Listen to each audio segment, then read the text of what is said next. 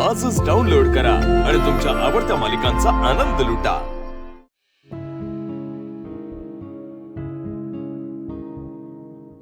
चंदन हा? काय रे काय आहे ते? नाही काही नाही। चंदन हा? ये इथं बस की।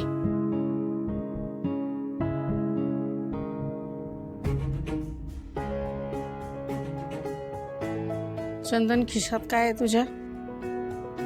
खिशात नाही काही नाही आजी। चंदन मला माहिती आहे तुझ्या खिशात दारूची बाटली आहे। बाटली नाही नाही खरंच खरंच आजी नाहीये बाटली माझ्या खिशातून बाहेर काढ आणि इथं ठेव। वंदे पाणी घेऊन ये ग जरा। ठेव इथं।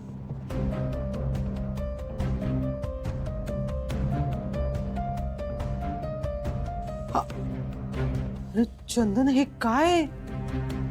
Sorry sorry I. चंदन माहिती आहे मला तुला दारू प्यायची आहे ना, मग पी। इथं माझ्या समोर बसून पी।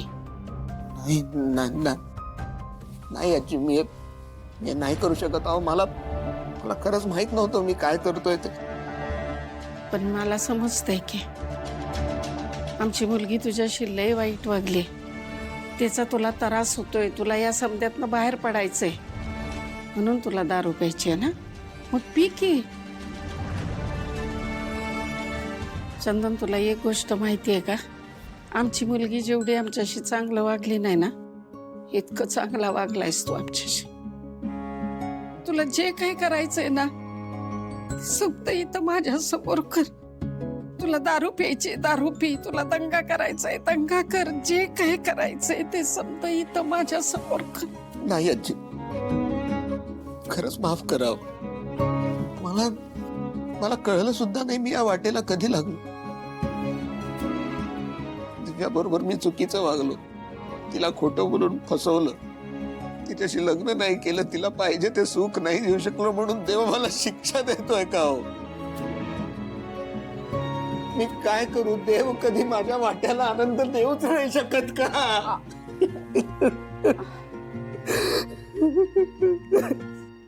मला कळतंय ना तुला लई त्रास होतो या समध्याचा, पण एक गोष्ट लक्षात ठेव, शब्द चांगलं होणार आहे। तुला जे बोलायचंय ते बोल आणि मन मोकळं कर, पण असं मनात साचून स्वतःला त्रास करून घेऊ नगस। हे बघ लेकरा, ही म्हातारी ना समज सहन करू शकल र, पण माझा गुन्ही पोरगा असा वाईट वाटेला गेलेला नाही सहन होणार मला। दारूला हात नाही लावणार आजी, नाही लावणार। जेव्हा केव्हा कुठल्या चुकीच्या मार्गाला लागलो तुम्ही मला योग्य मार्ग दाखवला, तो आता यातनं पण तुम्हीच मला बाहेर काढा। अरे ही आई आणि आजी तुझ्या बरोबरच आहे। या खुशीत शिरून जर नाती रडू शकतात तर नातू का नाही रड? हा नका काळजी करू, समज चांगलं होय।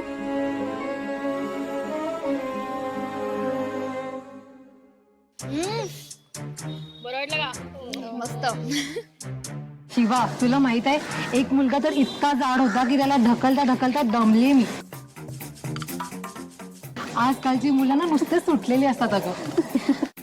नावाला मुलं होते फक्त, बघितलं ना कसले लेचेपेचे होते, नुसते शायनिंग मारत होते।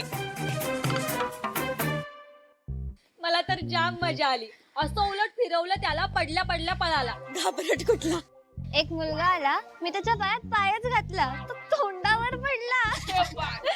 तुला माहितीये एक मुलगा आला आणि त्याने मला किक मारली, मी त्याचा पायच पकडला, तो काय करूच नाही शकला मला।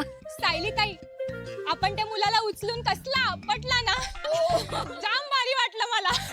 खरंच ताई तू फार मजा आली, ट्रेनिंग फळाला आली। ते तर दिसतंय। पण शिवाताई तुझ्याचमुळे आम्ही हे सगळं करू शकलो। असं काही नाहीये, आज सगळं तुम्हीच तर केलं, बघितलं नाही मी काहीच केलं नाहीये।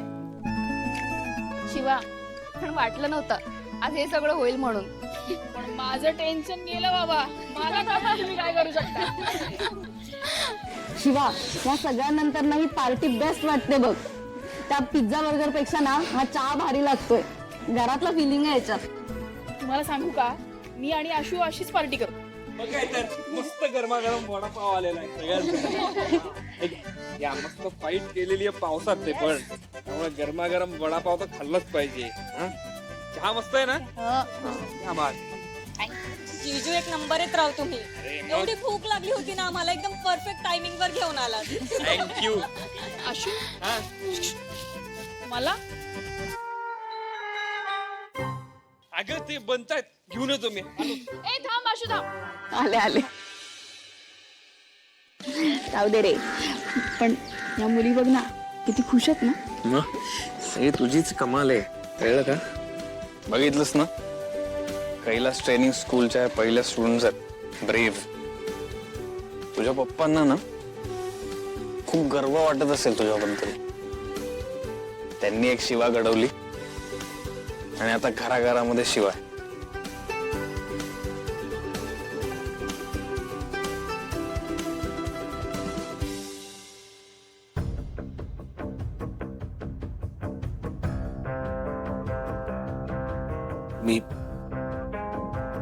मी हे फेकून येतो.